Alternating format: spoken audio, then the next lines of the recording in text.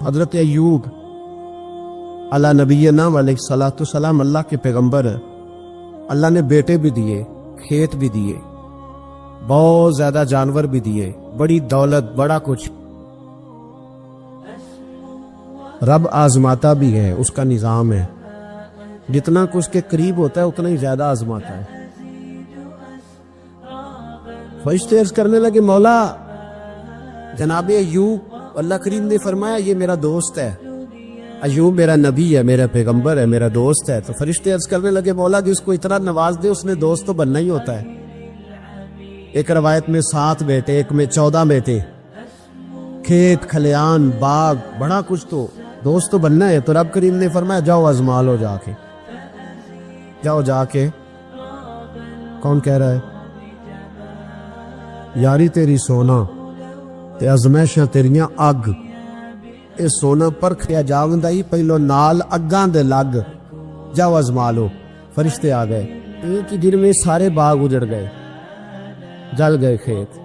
ایک دن لگا، بننے میں وقت لگتا ہے، اجڑنے میں وقت نہیں لگتا. ایک دن لگا تو جانور ایک بیماری سے سارے مر گئے.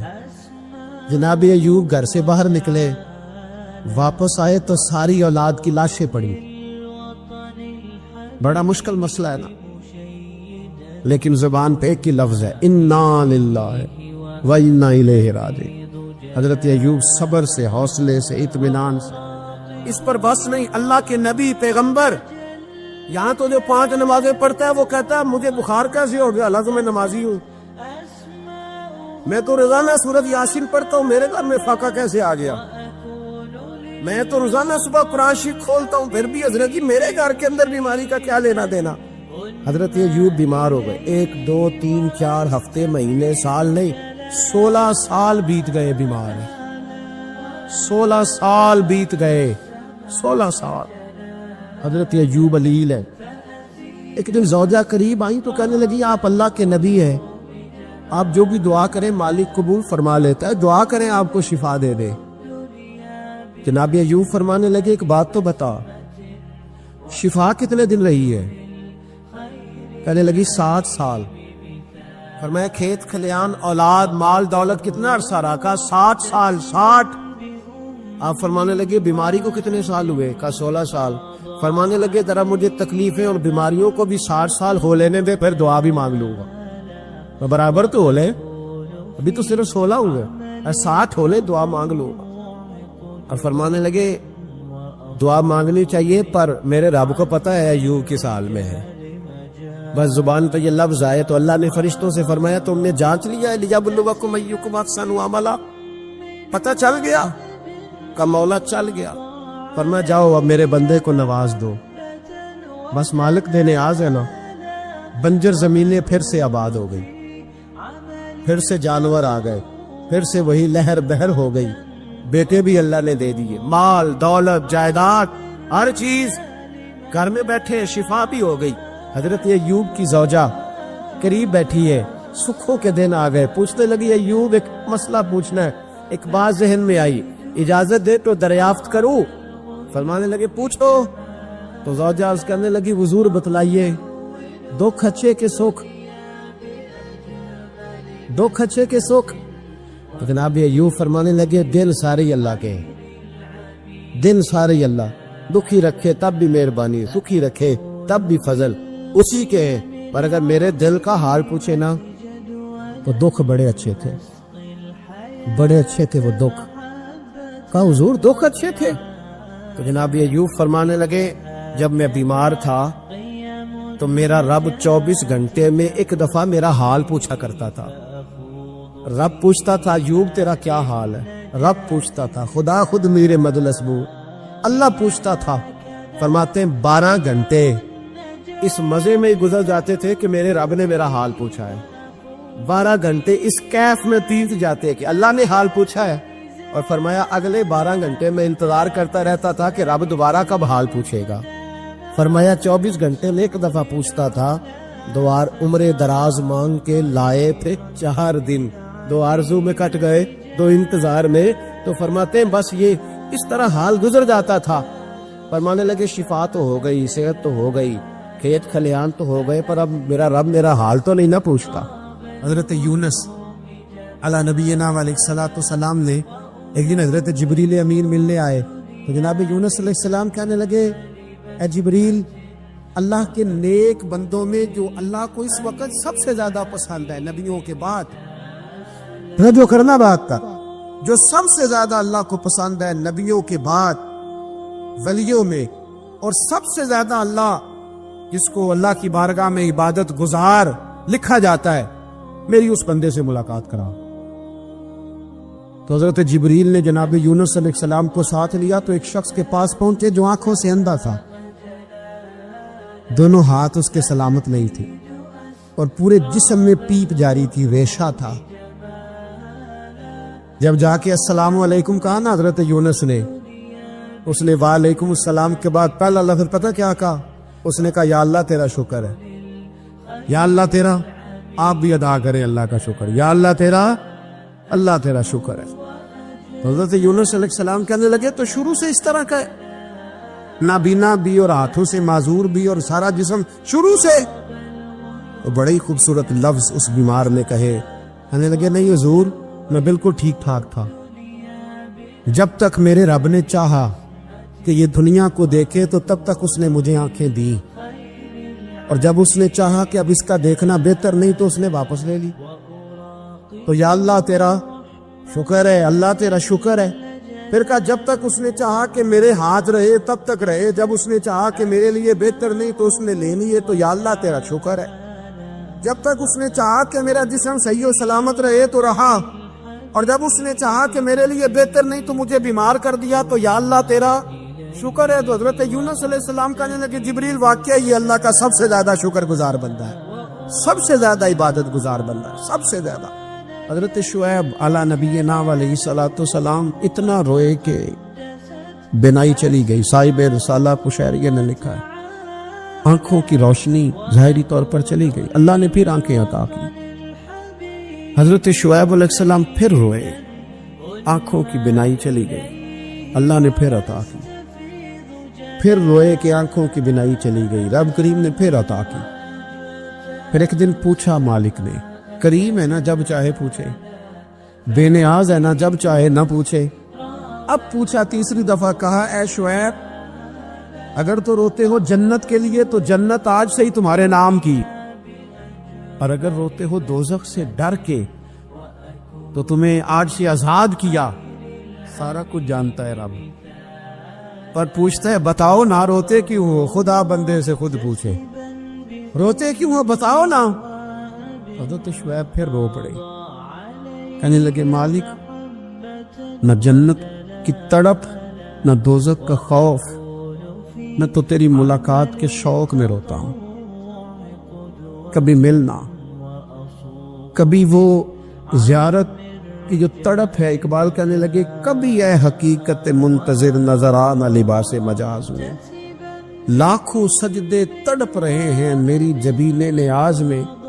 یہ جو رب کے بندے روتے ہیں تو لوگ سمجھتے ہیں شاید دنیا کے لیے رو رہے ہیں۔ یہ رب کے بندوں کی آنکھوں میں آنسو آتے ہیں تو لوگوں کا خیال ہوتا ہے ہو سکتا ہے کوئی بچہ نوکری نہ لگتا ہو تو روتے ہیں، ہو سکتا ہے گھر میں کوئی آزمائش آ گئی ہو تو روتے ہیں، ممکن ہے کسی جگہ کسی چیز کی طلب نے بے چین کر دیا تو وہ طلب آنکھوں سے گر گئی۔ لیکن نہیں، اے تن میرا کنگھی ہوئے تے میں زلف سجر دی باواں، تے پوش میرے دی جتی بن جائے تے میں یار دی قدمی آواں، مارو مارو مینو مار پکاؤ کوئی عذر نہ پیش لے آواں، تے جے سونا ہی میرے دکھ وچ راضی، جے سونا ہی میرے دکھ وچ راضی، جے سونا ہی میرے دکھ وچ راضی، تے میں سکھ نو چلے ڈاواں، مانا کہ نے وصال میں راضی ہے تو بس ٹھیک ہو گیا، ٹھیک ہو گیا۔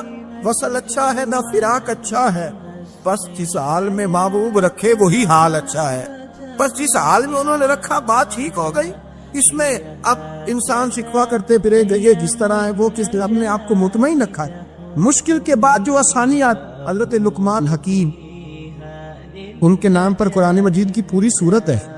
حضرت لقمان حکیم علیہ رحمہ آپ اپنے بیٹے کو نصیحت کر رہے تھے، کہنے لگے بیٹا کو مشکل آئے تو گھبرانا نہیں، کو مشکل آئے تو کرے بیٹوں کو سمجھ آ جائے کہ مشکل آئے تو سمجھ آ رہی ہے بات کی؟ مشکل آئے تو، اور کیا خوبصورت جملے، بیٹے کو بٹھا کے کہتے ہیں بیٹا چھوٹی مشکل آئے گی تو اللہ بڑی مشکلات آسان کر دے گا. سمجھو چھوٹی مشکلات آئیں تو اللہ نے بڑی مشکلیں اس نے آسان کر دی. اور آپ کو بتاؤں اصل انسان ہوتا ہی وہ ہے جو مشکلوں میں جینے کا ڈب سیکھ جاتا ہے.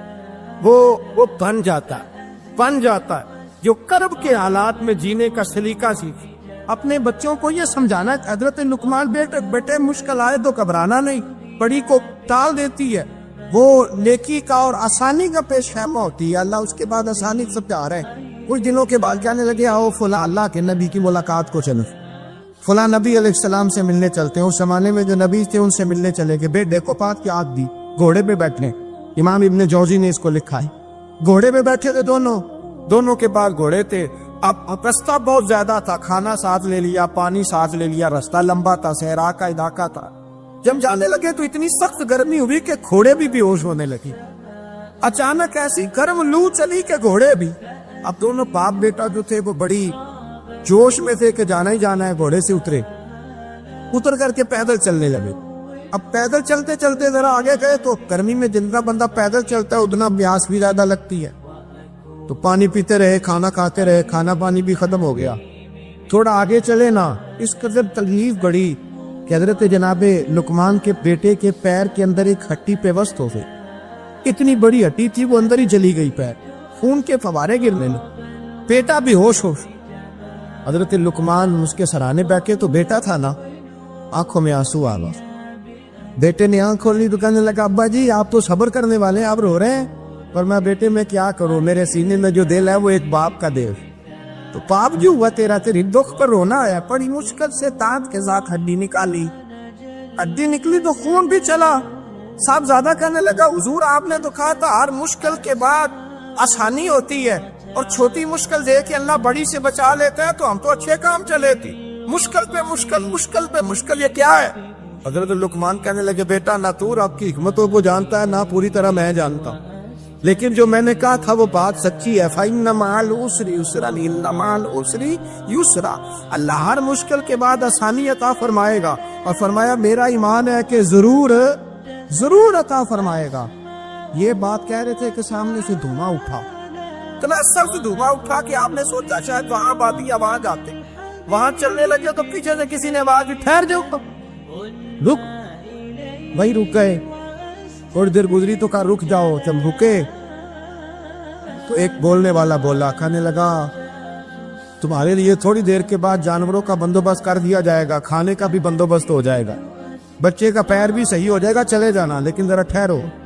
حضرت لقمان کہنے لگے بولنے والے تو کون ہے؟ تو کہنے لگے میں اللہ کا فرشتہ ہوں، میں اللہ کا فرشتہ ہوں.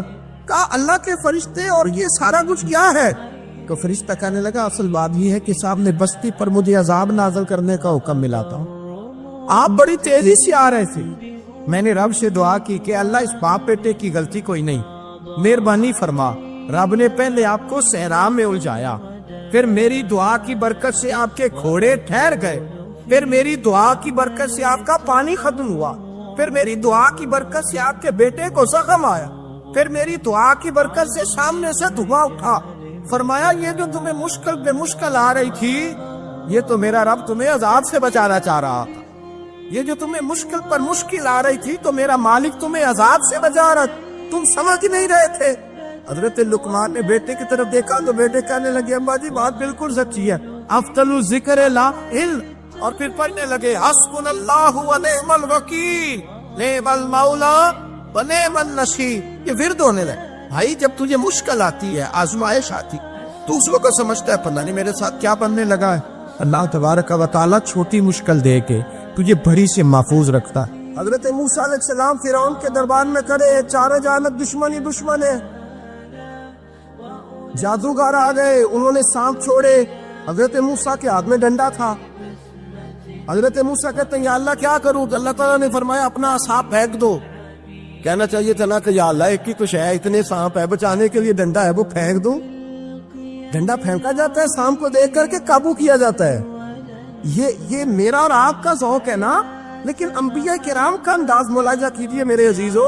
اللہ فرماتے ہیں ڈنڈا، اے موسیٰ ڈال دے اپنا عصا. پہلے نہیں فرمایا کہ سام بن جائے گا، فرمایا پر تو ڈال دے. میں اور آپ ہوتے ہیں تو سامنے ہے، ڈنڈا ہاتھ میں ہے، ہم کہیں گے عجیب بات ہے، یہی تو دفاع کی چیز ہے، اسی کو ڈال دوں تو بچوں گا کیسے؟ کہا ڈال دو. تو حضرت موسیٰ نے ڈال دیا، کہا میرے رب کا حکم ہے تو میرے لیے بہتر ہی ہوگا.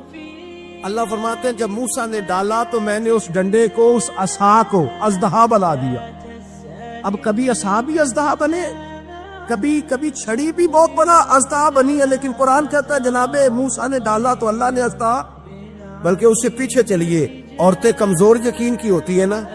جناب موسیٰ پیدا ہوئے تو اللہ فرماتے ہیں میں نے موسیٰ کی ماں کے دل میں بات ڈالی، ماں کے دل میں صندوق میں ڈال کے تو اس کو دریا میں بہا دے.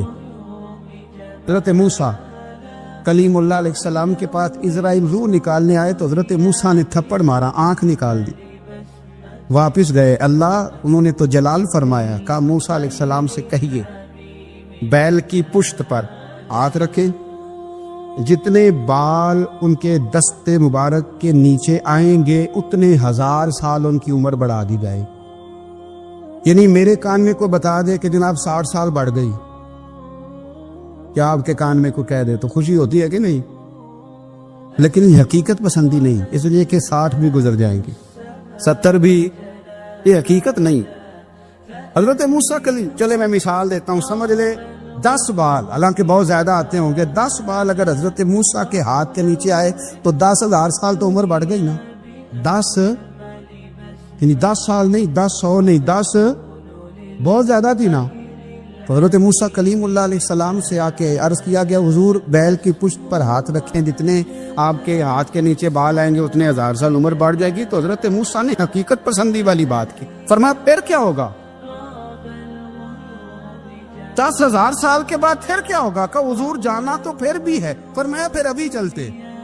فرعون کو اس نے وہ خواب دیکھ لیا تھا کہ ایک ستارہ اٹھے گا اور پھر وہ گرے گا تو میری ساری سلطنت کو تباہ کر دے گا. نجومیوں سے اس نے پوچھ لیا، اس نے کہا کہ ایک بچہ پیدا ہوگا جو تیری سلطنت کو تباہ کرے گا. چاہیے تو یہ تھا کہ وہ توبہ کرتا، لیکن اس نے کیا کیا کہ اس نے بچوں کو قتل کرانا شروع کیا.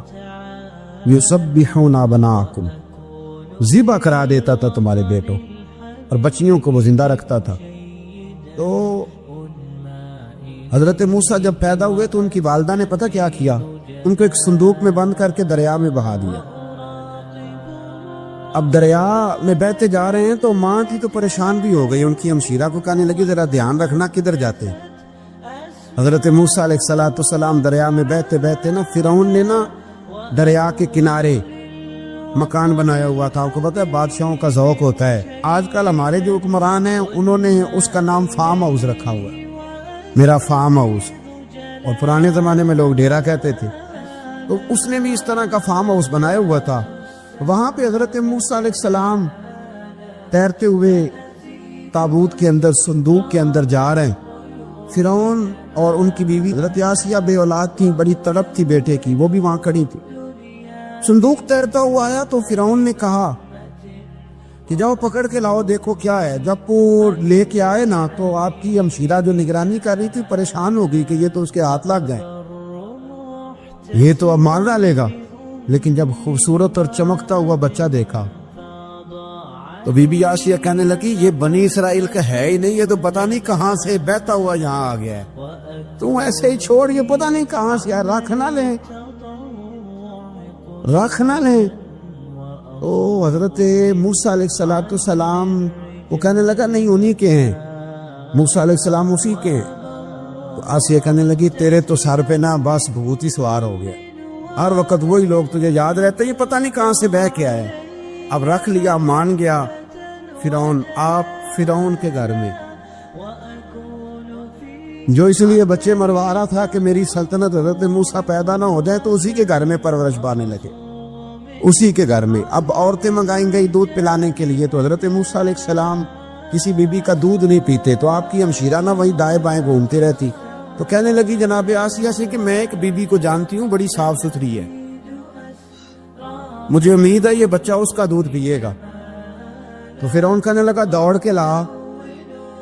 تو وہ اپنی والدہ کو لے کے آئی تو حضرت موسیٰ نے فوراً دودھ پینا شروع کر دیا. فرعون کو پھر تھوڑا شک ہوا، ایک روایت یوں بھی لکھی ہے بعض لوگوں نے کہ فرعون ایک دن اٹھایا ہوا تھا حضرت موسیٰ کی، ابھی تھوڑی سی عمر تھی، تو آپ نے اس کی داڑھی پکڑ کے تو ایک گھونسا دے مارا، جلالی تو شروع سے ہے نا، تو کہنے لگا آسیہ تو مان نہ مان یہ بچہ وہی ہے۔ تو حضرت بی بی آسیہ کہنے لگی کہ تجھے غلط فہمی ہے، یہ وہ نہیں ہے۔ اس نے کہا دیکھو نا، یہ تو اٹھاتی ہے تو پیار کرتا ہے، اور میرے جب قریب آتا ہے تو اس کے لب و لہجے میں تلخی محسوس کرتا ہوں۔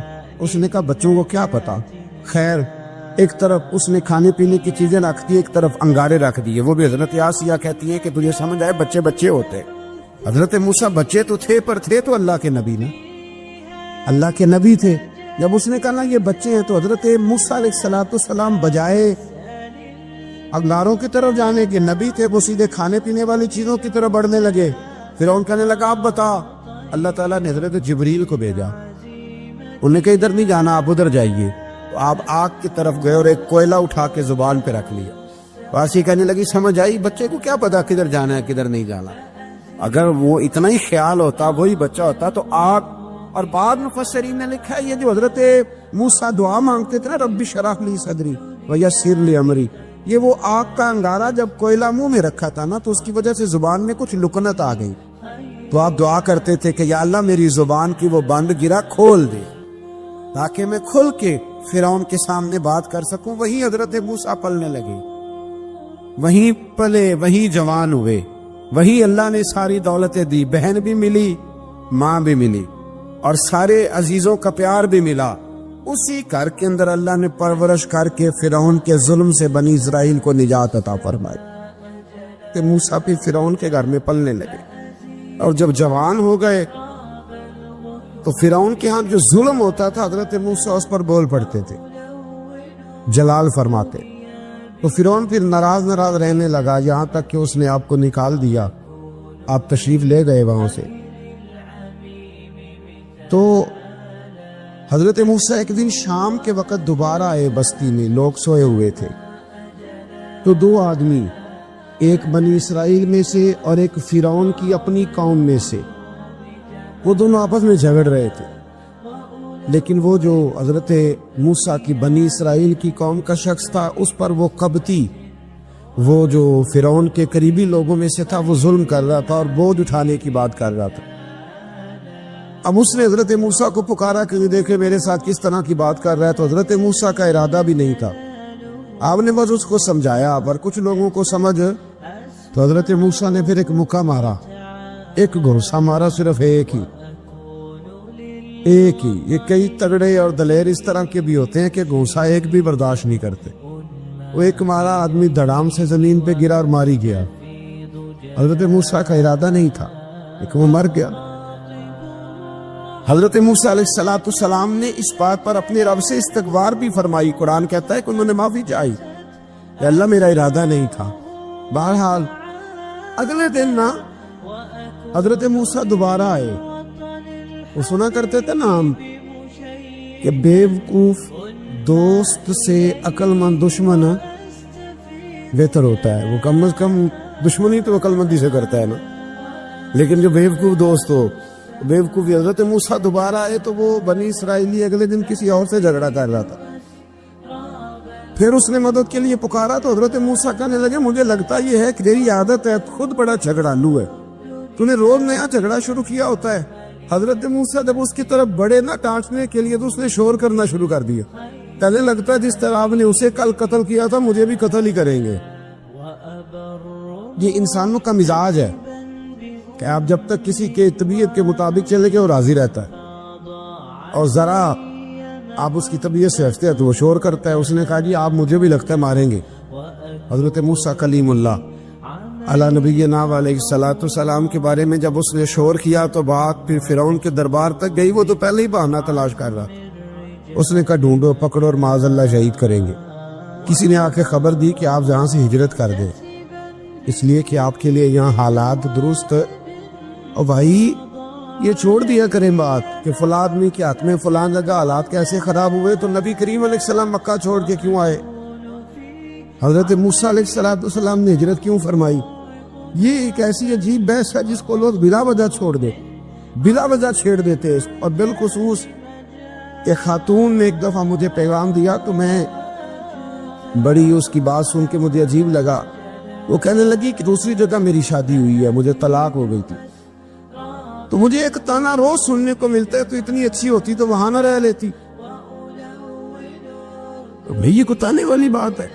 کوئی ضروری ہے کہ بیوی غلط ہوتی ہے تو طلاق ہوتی ہے؟ اللہ کے محبوب علیہ السلام کی 2 صاحبزادیوں کو ابو لہب کے 2 بیٹوں نے طلاق بھیج دی تھی. کس کی غلطی تھی؟ آپ کیا کہہ سکتے ہیں یہاں کیوں طلاق؟ تو اتنی جلدی بات تھوڑی کر دیں گے آپ, تھوڑی احتیاط فرمائیں بولنے. حضرت موسیٰ علیہ السلام وہاں سے نکلے اور آپ مدین کی طرف چلے گئے. مدین وہ علاقہ تھا جہاں فرعون کی حکومت کوئی نہیں تھی. حضرت موسیٰ جیسے ہی وہاں پہنچے تو ان کے اندر ایک جذبہ تھا, ظلم ہوتا نہیں دیکھ سکتے. جب وہاں پہنچے تو انہوں نے دیکھا لوگ اپنے اپنے جانوروں کو گھاٹ پہ پانی پلا رہے ہیں اور 2 خواتین ہیں وہ بالکل پیچھے کھڑی ہیں. تو حضرت موسیٰ کلیم آگے بڑھ کے کہنے لگا تم کیوں نہیں پانی پلاتی؟ تو وہ کہنے لگی ہمارا بھائی کوئی نہیں, باپ ہمارا بوڑھا ہے. اللہ اکبر. مجبوری یہ ہے, ہم ہیں بھی پردہ دار گھرانے کی, مجبوری ہماری یہ ہے کہ جب تک یہ سارے لوگ پانی پلا نہیں لیں گے اتنی دیر تک ہماری باری نہیں آئے گی. تو حضرت موسیٰ کلیم اللہ علیہ السلام فرمانے لگے اچھا یہ بات ہے تو جانور مجھے دو. وہ ہو یہ رہا تھا کہ چونکہ مرد پانی پلا رہے تھے اور جتنے بھی مرد آتے جاتے تھے وہ گھستے جاتے تھے اور عورتیں بیچاری کھڑی تھیں. حضرت موسیٰ جھٹ سے آگے بڑھے, پیچھے ہٹو. ان 2 خواتین پاک باز عورتوں کے جانوروں کو پانی پلایا اور پھر آپ دوبارہ وہیں بیٹھ گئے. وہ بیویاں جلدی جلدی گھر گئیں, جا کے اپنے والد سے کہنے لگی ابا جی کمال ہو گیا, اس بستی میں ایک ایسا آدمی ملا ہے جو عورتوں کی طرف دیکھتا ہے تو نیکی کرنے کے لیے آگے بڑھتا ہے, جو مجبور اور بے کس کے لیے اچھے جذبات رکھتا ہے. فرمایا جلدی لاؤ. کچھ مفسرین اور طرف بھی گئے ہیں لیکن جمہور نے لکھا ہے کہ وہ حضرت شعیب علیہ السلام تھے. حضرت شعیب نے گھر بلایا, اپنی ایک بیٹی کو بھیجا, فرمایا بیٹے بلا کے لاؤ. وہ جب گھر آئے تو آپ فرمانے لگے آپ میرے ساتھ اجرت طے کر لیں, 8 سال یا 10 سال آپ میری بکریوں کو چرائیں, میرے گھر میں رہیں. اور پھر فوراً ہی فرمانے لگے اگر آپ ہمارے گھر میں رہیں گے دیکھ بھال کریں گے تو میں اپنی ایک بیٹی کا نکاح بھی آپ کے ساتھ کر دوں. تو 8 سے 10 سال حضرت موسیٰ نے وہاں قیام فرمایا. اور پھر جب آپ کا نکاح ہو گیا تو آپ اپنی بیوی کو لے کے مصر کی جانب جا رہے تھے. تو رستے میں نا ٹھنڈ زیادہ ہو گئی تو اپنی زوجہ سے کہنے لگے وہاں آگ جل رہی ہے, میں تیرے لیے آگ لے کے آتا ہوں تاکہ تو تاپ سکے, گرمی حاصل کر سکے. وہاں گئے تو درخت سے آواز آئی موسیٰ میں تیرا رب ہوں. درخت سے آواز آئی موسیٰ میں تیرا رب ہوں. اور حضرت موسیٰ کلیم اللہ کو وہاں وہی آنی شروع, وہاں وہی اللہ تعالیٰ نے انہیں وہ عصا عطا فرمایا جو پھر بعد میں اژدہا بنتا تھا. رب کریم نے وہیں حضرت موسیٰ کلیم کو وہیں ید بیضا عطا فرمایا. اپنا ہاتھ گریبان میں ڈال کے نکالتے تھے تو چاند اور سورج کی طرح روشنی دیا کرتا. ید بیضا لیے بیٹھے ہیں اپنی میں کبھی کبھی کہا کرتا ہوں کہ مولا کے دینے کے انداز بڑے انوکھے ہیں. بھائی یوسف کو کنویں میں پھینکتے تو اللہ مصر کا حکمران بنا دیتا. تو پھر حضرت موسیٰ وہاں سے واپس آئے اور آ کر کے آپ نے دوبارہ وہ سارا نظام زندگی شروع فرمایا. موسیٰ علیہ السلام نے ان کو دعوت حق دی اور کہا کہ میں تمہارے پاس واضح نشانیاں لایا ہوں, بنی اسرائیل کو میرے ساتھ بھیج دو.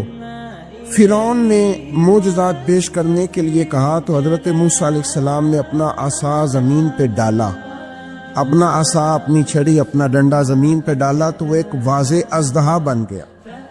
پھر حضرت سیدنا موسیٰ علیہ السلام نے اپنا ہاتھ گریبان سے نکالا تو وہ دیکھنے والوں کے لیے روشن ہو گیا, ہاتھ کے اندر نور پیدا ہو گیا.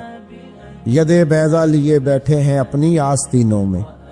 فرعون کے سرداروں نے حق کو قبول کرنے کی بجائے اسے جادو قرار دے دیا اور کہا کہ یہ تمہیں اپنے ملک سے نکالنا چاہتا ہے.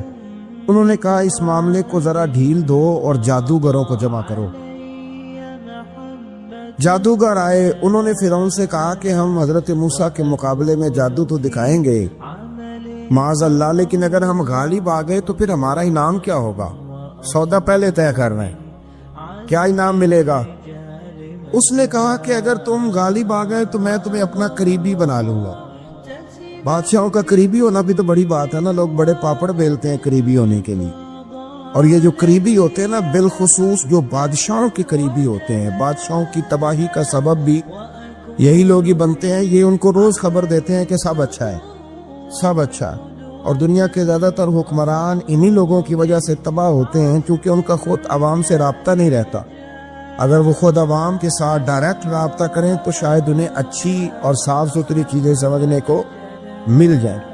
خیر، جادوگروں نے جب کہا ہمیں کیا دو گے، تو اس نے کہا تمہیں قریبی بنا لوں گا. جادوگروں نے موسیٰ علیہ السلام سے کہا کہ آپ پہل کریں گے یا ہم پہل کریں؟ تو موسیٰ علیہ السلام نے کہا تم پہل کرو. جب جادوگروں نے اپنی رسیاں زمین پہ ڈالیں تو لوگوں کی نگاہوں کو سحر زدہ کر دیا، جادو کر دیا اور انہیں ڈروا دیا. انہوں نے کہا یہ تو بڑا جادو لے آئے. تو اللہ تعالیٰ نے حضرت موسیٰ علیہ السلام کو حکم دیا کہ آپ بھی اپنا عصا زمین پہ ڈالیں. ان کی رسیاں سام بن گئی تھی نا، دراصل وہ سانپ بنی نہیں تھی، لوگوں کی آنکھوں پر جادو ہو گیا تھا، انہیں سانپ نظر آ رہا تھا. فرمایا آپ بھی اپنا عصا زمین پہ ڈالیں. وہ عصا سانپ بنا اور جادوگروں کی ساری چیزوں کو نگل ہی گیا. ان کی بہت ساری رسیاں سانپ بنی تھی، ان کا ایک ہی عصا سانپ بنا اور سب کو نگل گیا. اس طرح کے معجزے کی حقانیت اور جادوگروں کا بطلان ثابت ہوا اور فرعونی رسوا ہو گئے. جادوگر سجدے میں گر گئے اور اللہ پر ایمان لے آئے. فرعون نے انہیں دھمکی دی کہ تم میری اجازت کے بغیر ایمان لے آئے ہو، میں تمہارے ہاتھ اور پاؤں مخالف سمت سے کاٹ دوں گا. یعنی الٹا ہاتھ کاٹ دوں گا، سیدھا پیر کاٹ دوں گا. میری بغیر اجازت ایمان لے آئے ہو اور تمہیں سولی پہ بھی چڑھوا دوں گا. انہوں نے کہا کہ ایمان لانے کی پاداش میں تم ہمیں سزا دینا چاہتے ہو. پھر انہوں نے اللہ تعالیٰ سے صبر اور استقامت کی دعا کی. اس کے بعد فرعون نے بنی اسرائیل کے بیٹوں کو قتل کرنے کی اور بیٹیوں کو زندہ چھوڑنے کا حکم دے دیا. موسیٰ علیہ السلام نے قوم کو صبر کی تلقین کی اور کہا کہ نیک انجام اہل تقوی کے لیے. یہاں ایک لطیف بات ہمارے صوفیاء نے بھی لکھی ہے. صوفیاء کہتے ہیں کہ فرعون نے کلمہ نہیں پڑھا اور جادوگر کلمہ پڑھ گئے. وہ کس طرح کلمہ پڑھ گئے؟ تو کہنے لگے دراصل انہوں نے آتے ہی حضرت موسیٰ کا ادب بڑا کیا تھا. جادوگر حضرت موسیٰ کے مقابلے میں آ کے بھی ان سے کہتے ہیں کہ رسیاں آپ پہلے ڈالیں گے کہ ہم ڈالیں، آپ ایسا پہلے رکھیں گے کہ ہم رکھیں. تو اتنا سا ادب کیا تو رب کریم نے فرمایا جو نبی کا ادب کرے وہ بے ایمان نہیں رہ سکتا. جو نبی کا ادب کرے وہ بے ایمان نہیں رہ سکتا، اور جو نبی کی بے ادبی کرے وہ ایماندار نہیں رہ سکتا. ختم ہو گئی بات. یہاں ہمارے صوفیاء نے یہ بات لکھی ہے کہ چونکہ انہوں نے آتے ہی کہا تھا کہ آپ پہلے ڈالیں گے یا ہم پہلے ڈالیں، تو حضرت موسیٰ سے انہوں نے پوچھ لیا. نبی کے پوچھے بغیر پہل لکھی تو اللہ نے انہیں ایمان کی دولت عطا کر. اللہ تعالیٰ نے فرعونیوں پر 61 سالی کا عذاب نازل کیا. فرعونیوں کا طریقہ یہ تھا کہ اچھائی کو اپنا کمال گردانتے تھے، کہتے تھے یہ ہماری طرف سے، اور برائی کو معاذ اللہ بدشگونی کے طور پر موسیٰ علیہ السلام کی طرف منسوب کرتے تھے. کہتے تھے معاذ اللہ آپ کی وجہ سے یہ سارا کچھ ہو رہا ہے.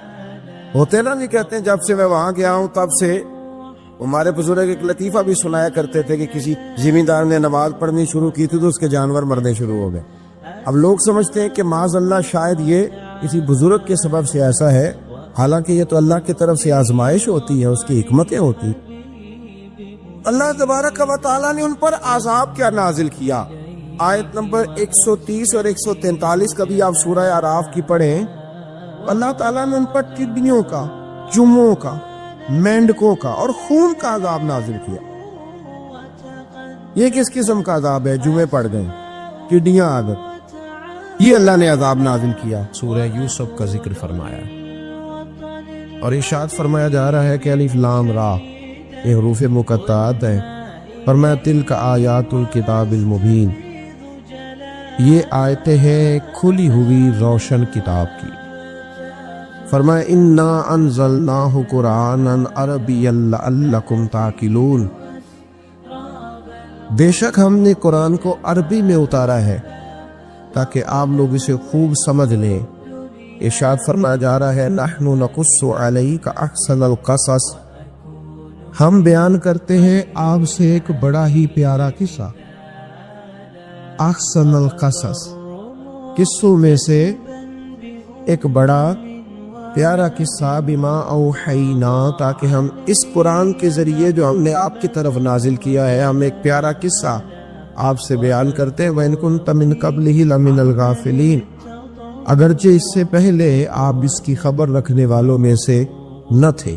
قصہ کیا ہے؟ قصہ یہاں سے شروع ہوتا ہے، اِذْ قَالَ يُوسُفُ لِأَبِيهِ، جب کہا حضرت یوسف علیہ السلام نے اپنے باپ سے، کیا کہا یا ابدی، اے میرے باپ، انی رأیت احد عشر کوکبا، بے شک میں نے خواب میں دیکھے ہیں 11 ستارے، والشمس اور سورج، والقمر اور چاند، رأیتہم لی ساجدین، کہ وہ مجھے سجدہ کر رہے تھے۔ یہ خواب دیکھا حضرت ابراہیم علیہ السلام کے بیٹے حضرت اسحاق علیہ السلام، اور حضرت اسحاق علیہ السلام کے صاحبزادے حضرت یعقوب علیہ السلام۔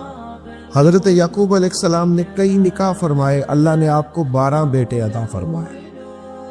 2 بیٹے تھے آپ کے، حضرت یوسف علیہ السلام اور حضرت بنیامین علیہ السلام، جو ایک والدہ سے تھے۔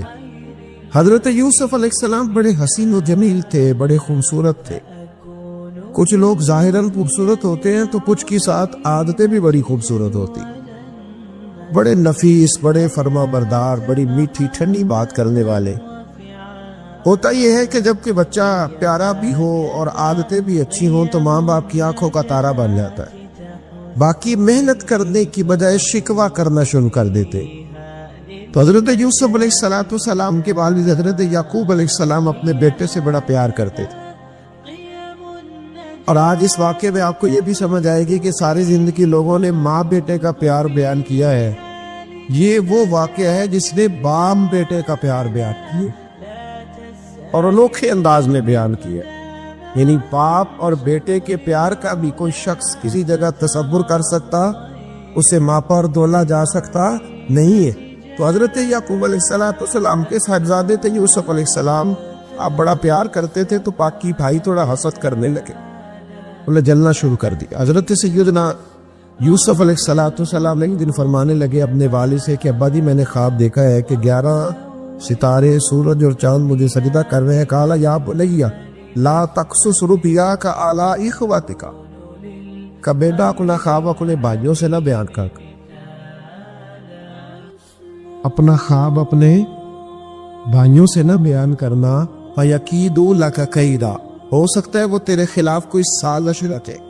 کیوں رچے؟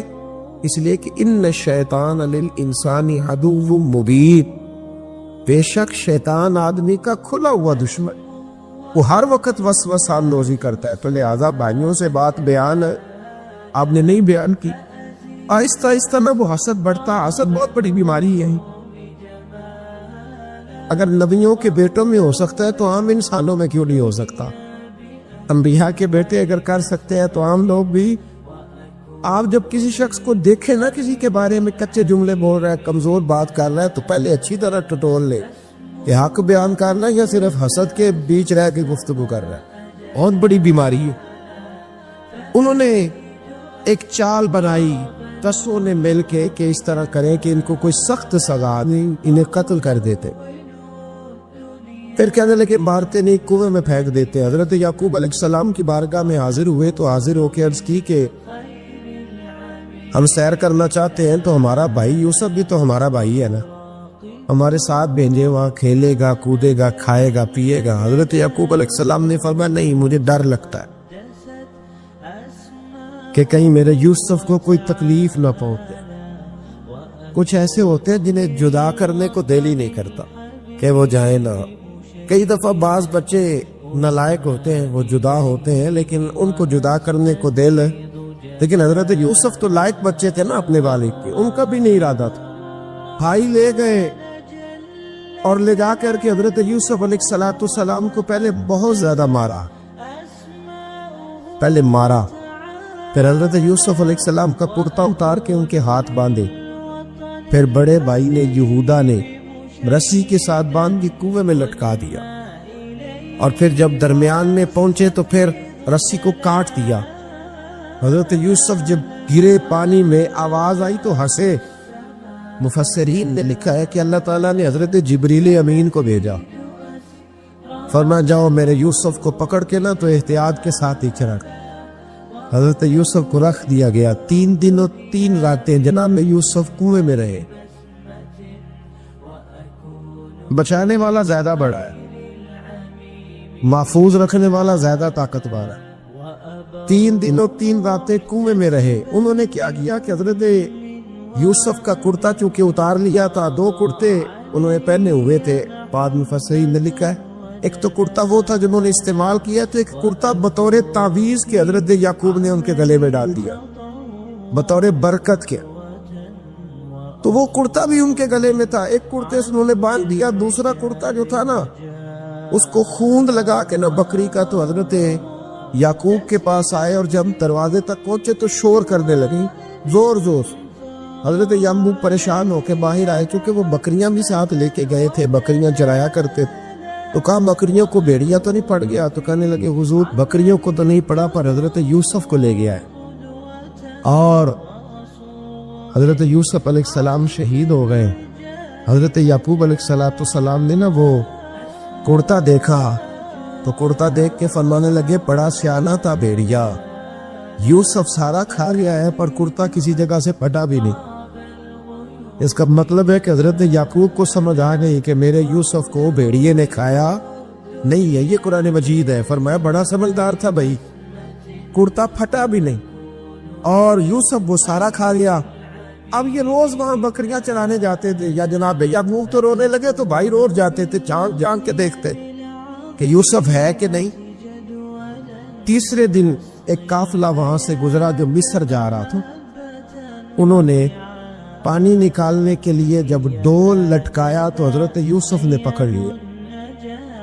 اس شخص نے حضرت جناب یوسف علیہ السلام کو اوپر کھینچا. جب اب آپ بھی اوپر زندہ نکل آئے تو بھائی پھر حیران ہو گئے. ابھی بھی شکر ادا نہیں کیا کہ 3 دن کے بعد دیکھو اللہ نے کتنا فضل فرمایا ہے. لیکن وہ پھر کہنے لگے قریب آ کے نا اس سے یہ ہمارا بھاگا ہوا غلام ہے, اگر تمہیں چاہیے تو لے لو, سستا بیچ دیں گے. حضرت یوسف کا قول بعد مفسرین نے لکھا ہے, آپ فرماتے ہیں کہ مجھے جب انہوں نے تھپڑ مارے تو اتنی تکلیف نہیں ہوئی, کنویں میں پھینکا تو اتنی تکلیف نہیں ہوئی. تکلیف تب ہوئی جب انہوں نے مجھے بھائی نہیں مانا اور کہنے لگے یہ ہمارا بھاگا ہوا غلام ہے. تو کہا کتنے کا بیچو گے؟ کہا تم 20 درہم دے دو اور لے لو. 20 درہم کا جناب یوسف کو بیچ دیا. وہ لے گئے مصر کی منڈی میں, وہاں قیمت لگنے لگی, کتنے ہزار, اتنے ہزار, اتنے ہزار. اللہ اکبر. جناب یوسف کہتے میں نے وہ رنگ بھی دیکھا کہ جب میرا باپ سب سے بڑھ کر مجھ سے پیار کرتا تھا اور آج میں وہی یوسف ہوں جس کی بولیاں لگ رہی.